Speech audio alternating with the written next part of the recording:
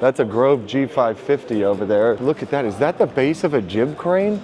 It's an exhaust stack. That's wild. Do you see the amount of plastic injection molding machines that are in here too? I sold that lathe. Look at that box, DMG Mori. There's a brand new machine in there for a customer. Just waiting to get delivered. So what we're doing here is Dunkel has been nice enough to open up their doors and let us see how Dunkle Machinery Moving, MEI Machinery Moving now, does their business here in Southern California. They're one of the biggest preeminent machinery movers and rigging companies. Just want to show you around, show you what we're doing, and I hope you learn something or see something interesting. Solar turbines. For some reason, those boats are fairly interesting to me. That's clearly for like Disneyland or something, some water park or amusement park. Look at those cool pods. We go to some kind of amusement park ride. That's sweet. Come here, James. Check out the gear shifter. That's so cool. I love that he actually drives it. I need this because this is a dust collector to my CNC router at my warehouse that the riggers accidentally forgot to ship. So we're here doing some recon to make sure that that makes it back home.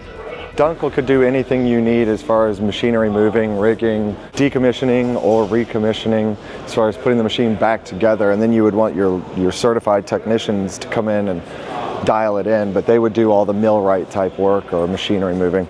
Notice we're walking on metal plates on the ground. That's because the concrete isn't thick enough to hold the forklifts and the trucks constantly in and out of here breaking the concrete. So they put what, half-inch metal plate down. So one of the cool things about being a member of the MDNA, we get together every 2 years and do what's called Weekend with the Pros. We go to a big city, we all come, as many people as we can, we bring our teammates here. We go on shop tours, plant tours. It's fun because I haven't actually been on site at this facility.